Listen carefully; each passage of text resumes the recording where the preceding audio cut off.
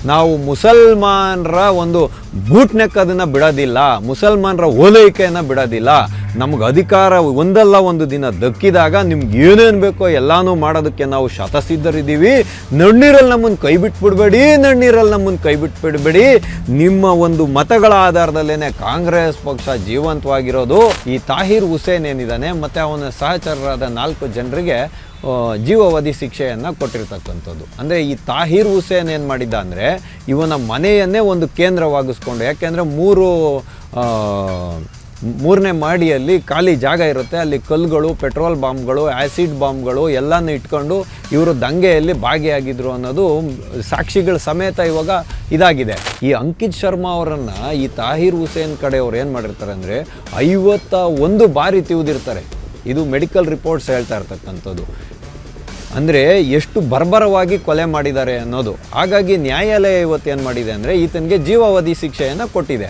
ಕಾಂಗ್ರೆಸ್ ಪಕ್ಷದ ಓಲೈಕೆಯ ತುಷ್ಟೀಕರಣದ ರಾಜಕಾರಣ ಎಲ್ಲಿಗೆ ಬಂದು ನಿಂತಿದೆ ಅನ್ನೋದಕ್ಕೆ ಈ ಒಂದು ಪ್ರಕರಣ ಸಾಕ್ಷಿಯಾಗಿ ನಿಂತಿದೆ. ಈ ಇಮ್ರಾನ್ ಮಸೂದ್ ಅಂತ ಒಬ್ಬ ಸಾಂಸದ ಇದ್ದಾನ್ರಿ, ಕಾಂಗ್ರೆಸ್ ಪಕ್ಷದ ಸಾಂಸದ.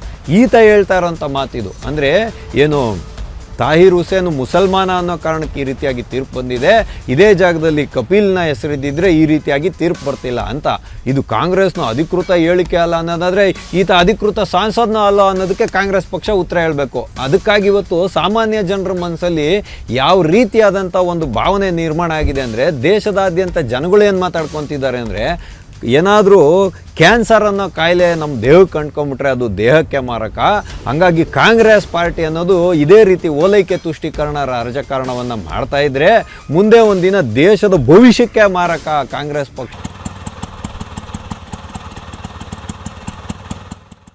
ಟಿವಿ ವಿಕ್ರಮದ ಸಮಸ್ತ ವೀಕ್ಷಕರಿಗೆ ಆಟೋವಾಲಾ ಕಾರ್ಯಕ್ರಮಕ್ಕೆ ಆತ್ಮೀಯವಾದ ಸ್ವಾಗತ. ನಾನು ನಿಮ್ಮ ಜಯಂತ್ ಪಾಂಡೆ. ಸ್ನೇಹಿತರೆ, ಆಟೋವಾಲಾ ಕಾರ್ಯಕ್ರಮಕ್ಕೆ ನಾವಿಂದು ಆಯ್ದುಕೊಂಡಂತಹ ವಿಷಯ, ಕಾಂಗ್ರೆಸ್ನ ಓಲೈಕೆಗೆ ಮಿತಿಯೇ ಇಲ್ಲ. ಹೌದು ಸ್ನೇಹಿತರೆ, ನಾನು ಈ ರೀತಿಯಾಗಿ ಹೇಳ್ತಾ ಇರೋದಕ್ಕೆ ಒಂದು ಪ್ರಬಲವಾದ ಕಾರಣ ಉಂಟು. ಏನಪ್ಪ ಈ ಘಟನೆ ಅಂತ ಹೇಳಿದ್ರೆ, 2020ನೇ ಇಸ್ವಿಯಲ್ಲಿ ದೆಹಲಿಯಲ್ಲಿ ವ್ಯಾಪಕವಾಗಿ ದಂಗೆ ನಡೆಯುತ್ತೆ. CAA ಬಿಲ್ಲನ್ನು ಜಾರಿಗೆ ತೊಗೊಂಬರೋದಕ್ಕೆ ಕೇಂದ್ರ ಸರ್ಕಾರ ಪ್ರಯತ್ನ ಮಾಡ್ತಾ ಇರೋದ್ರ ವಿರುದ್ಧವಾಗಿ ಈ ದಂಗೆ ಬುಗಿಲೇಳೋದು. ಇದರಲ್ಲಿ 53ಕ್ಕೂ ಹೆಚ್ಚಿನ ಜನ ಮೃತಪಟ್ಟು ಹಲವಾರು ಜನ ಗಾಯ ಆಗ್ತಾರೆ. ಆದರೆ ಇದರ ಮಾಸ್ಟರ್ ಮೈಂಡ್ ಅಂತ ಹೇಳಲಾಗ್ತಾ ಇರ್ತಕ್ಕಂಥದ್ದು ಉಮರ್ ಖಾಲಿದು ಮತ್ತು ತಾಹಿರ್ ಹುಸೇನ್ ಅನ್ನುವಂಥ ಆಮ್ ಆದ್ಮಿ ಪಕ್ಷದ ಒಬ್ಬ ನಾಯಕ. ಈತ ಅವಾಗ ಕೌನ್ಸಿಲರ್ ಆಗಿರ್ತಾನೆ ಅಲ್ಲಿ ದೆಹಲಿಯಲ್ಲಿ. ಈಗ ಆ ಕೇಸ್ಗಳು ನಡೆದು 2026 ಅಂದರೆ ಇವಾಗ ಮೊನ್ನೆ ಒಂದು ತೀರ್ಪನ್ನು ಕೊಟ್ಟಿದೆ ದೆಹಲಿಯ ಒಂದು ನ್ಯಾಯಾಲಯ. ಏನಂತ ಕೊಟ್ಟಿದೆ, ಈ ತಾಹಿರ್ ಹುಸೇನ್ ಏನಿದ್ದಾನೆ ಮತ್ತು ಅವನ ಸಹಚರರಾದ 4 ಜನರಿಗೆ ಜೀವಾವಧಿ ಶಿಕ್ಷೆಯನ್ನು ಕೊಟ್ಟಿರ್ತಕ್ಕಂಥದ್ದು. ಅಂದರೆ ಈ ತಾಹಿರ್ ಹುಸೇನ್ ಏನು ಮಾಡಿದ್ದ ಅಂದರೆ ಇವನ ಮನೆಯನ್ನೇ ಒಂದು ಕೇಂದ್ರವಾಗಿಸ್ಕೊಂಡು, ಯಾಕೆಂದರೆ ಮೂರನೇ ಮಾಡಿಯಲ್ಲಿ ಖಾಲಿ ಜಾಗ ಇರುತ್ತೆ, ಅಲ್ಲಿ ಕಲ್ಲುಗಳು, ಪೆಟ್ರೋಲ್ ಬಾಂಬ್ಗಳು, ಆ್ಯಸಿಡ್ ಬಾಂಬ್ಗಳು ಎಲ್ಲನೂ ಇಟ್ಕೊಂಡು ಇವರು ದಂಗೆಯಲ್ಲಿ ಭಾಗಿಯಾಗಿದ್ದರು ಅನ್ನೋದು ಸಾಕ್ಷಿಗಳ ಸಮೇತ ಇವಾಗ ಇದಾಗಿದೆ. ಇದಕ್ಕೆಲ್ಲದಕ್ಕೂ ಹಿಂಬು ಕೊಟ್ಟಿದ್ದು ಯಾವುದು ಅಂತ ಹೇಳಿದ್ರೆ, ಅಂಕಿತ್ ಶರ್ಮಾ ಅನ್ನುವಂಥ ಒಬ್ಬರು ಇಂಟೆಲಿಜೆನ್ಸ್ ಬ್ಯೂರೋ ಅಂದರೆ IBಯ ಅಧಿಕಾರಿ ಒಬ್ಬರು ಅವರನ್ನು ಕಿಡ್ನ್ಯಾಪ್ ಮಾಡಿ ತೊಗೊಂಡೋಗ್ಬಿಟ್ಟು ಚಾಂದ್ ಬಾಗ್ ಅನ್ನುವಂಥ ಒಂದು ಜಾಗದಲ್ಲಿ ಒಂದು ಚರಂಡಿಯಲ್ಲಿ ಹಾಕಿರ್ತಾರೆ. ಈ ಅಂಕಿತ್ ಶರ್ಮಾ ಅವರನ್ನು ಈ ತಾಹಿರ್ ಹುಸೇನ್ ಕಡೆಯವ್ರು ಏನು ಮಾಡಿರ್ತಾರೆ ಅಂದರೆ 51 ಬಾರಿ ತಿವಿದಿರ್ತಾರೆ. ಇದು ಮೆಡಿಕಲ್ ರಿಪೋರ್ಟ್ಸ್ ಹೇಳ್ತಾ ಇರ್ತಕ್ಕಂಥದ್ದು. ಅಂದರೆ ಎಷ್ಟು ಬರ್ಬರವಾಗಿ ಕೊಲೆ ಮಾಡಿದ್ದಾರೆ ಅನ್ನೋದು. ಹಾಗಾಗಿ ನ್ಯಾಯಾಲಯ ಇವತ್ತು ಏನು ಮಾಡಿದೆ ಅಂದರೆ ಈತನಿಗೆ ಜೀವಾವಧಿ ಶಿಕ್ಷೆಯನ್ನು ಕೊಟ್ಟಿದೆ.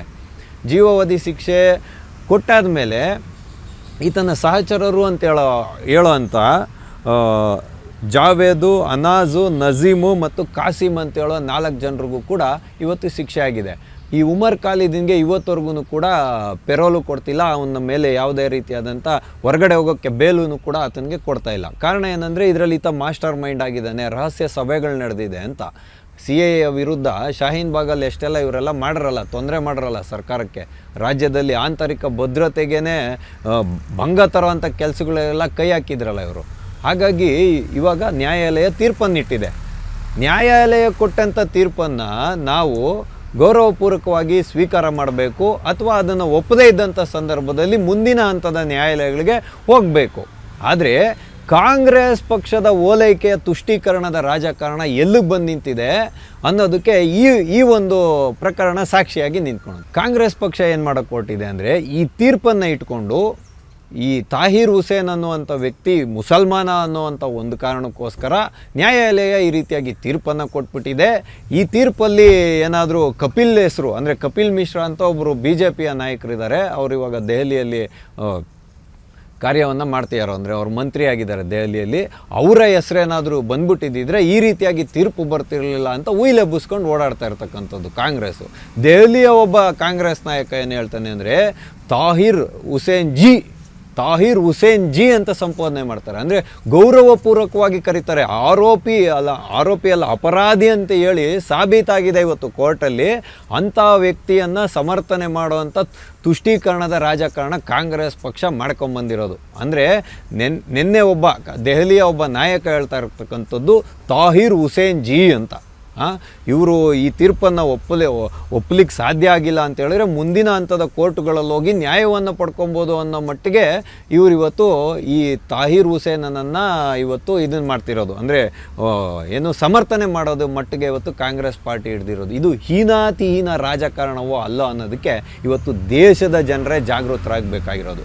ಹಾಗಾಗಿ ಕಾಂಗ್ರೆಸ್ ಪಕ್ಷದ ಈ ನಿಲುವುಗಳು ನೋಡಿ, ಈ ಇಮ್ರಾನ್ ಮಸೂದ್ ಅಂತ ಒಬ್ಬ ಸಾಂಸದ ಇದ್ದಾನೆ ರೀ, ಕಾಂಗ್ರೆಸ್ ಪಕ್ಷದ ಸಾಂಸದ, ಈತ ಹೇಳ್ತಾ ಇರೋಂಥ ಮಾತಿದು. ಅಂದರೆ ಏನು, ತಾಹಿರ್ ಹುಸೇನ್ ಮುಸಲ್ಮಾನ ಅನ್ನೋ ಕಾರಣಕ್ಕೆ ಈ ರೀತಿಯಾಗಿ ತೀರ್ಪು ಬಂದಿದೆ, ಇದೇ ಜಾಗದಲ್ಲಿ ಕಪಿಲ್ನ ಹೆಸರಿದ್ದಿದ್ರೆ ಈ ರೀತಿಯಾಗಿ ತೀರ್ಪು ಬರ್ತಿಲ್ಲ ಅಂತ.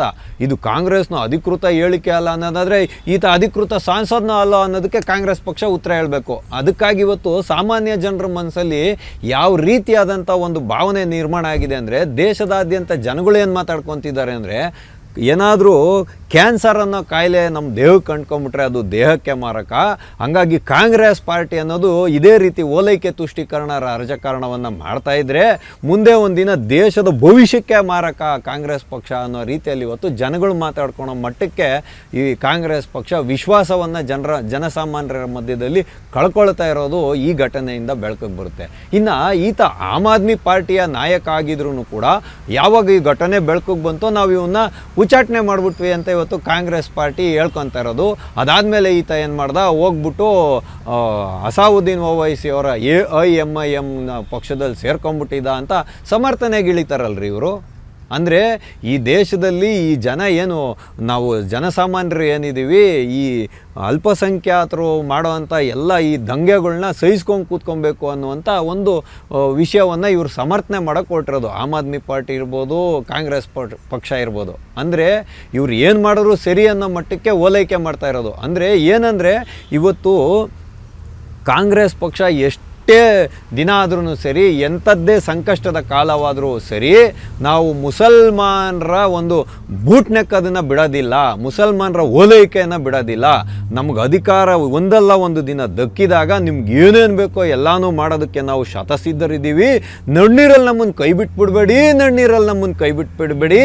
ನಿಮ್ಮ ಒಂದು ಮತಗಳ ಆಧಾರದಲ್ಲೇ ಕಾಂಗ್ರೆಸ್ ಪಕ್ಷ ಜೀವಂತವಾಗಿರೋದು. ಹಂಗಾಗಿ ಕಾಂಗ್ರೆಸ್ನ ಇವತ್ತು ಬುಡ ಸಮೇತ ನಿರ್ಮೂಲನೆ ಆಗ್ತಾ ಇದೆ. ಒಂದೊಂದೇ ರಾಜ್ಯದಲ್ಲಿ ಗುಡಿಸ್ಕೊಂಡು ಗುಂಡಾಂತರ ಆಗಿ ಹೊರಟೋಗ್ತಿದೆ. ನಮ್ಮನ್ನು ಕೈ ಬಿಟ್ಬಿಡಬೇಡಿ. ಕಾಂಗ್ರೆಸ್ನ ಬೀಜವನ್ನು ಎಲ್ಲೆಲ್ಲಿ ನಾವು ಸೋತೋಗಿದ್ದೀವೋ ಅಲ್ಲೆಲ್ಲ ಬಿತ್ತಿ ಕಾಂಗ್ರೆಸ್ಸನ್ನು ಭರ್ಪೂರವಾದಂಥ ಒಂದು ಕಳೆಯಾಗಿ ಬೆಳೆಸಿ ಅನ್ನುವಂಥ ಪರೋಕ್ಷ ಸಂದೇಶವನ್ನು ಕಾಂಗ್ರೆಸ್ ಪಕ್ಷ ಈ ಪ್ರಕರಣವನ್ನು ಇಟ್ಕೊಂಡು ಮುಸಲ್ಮಾನರ ಓಲೈಕೆಗೆ ಮುಂದಾಗಿದೆ ಅಂತಲೇ ನಾವು ನೇರವಾಗಿ ಹೇಳ್ಬೋದು. ಇದು ಕಾಂಗ್ರೆಸ್ನ ಒಂದು ಧೋರಣೆಯನ್ನು ನೋಡ್ತಾ ಇದ್ದರೆ ಕಾಂಗ್ರೆಸ್ ಪಕ್ಷಕ್ಕೆ ಯಾವ ಕಾರಣಕ್ಕೂ ನಾಚಿಕೆ ಮಾನ ಮರ್ಯಾದೆ ಅನ್ನೋದು ಇಲ್ಲವೇ ಇಲ್ಲ.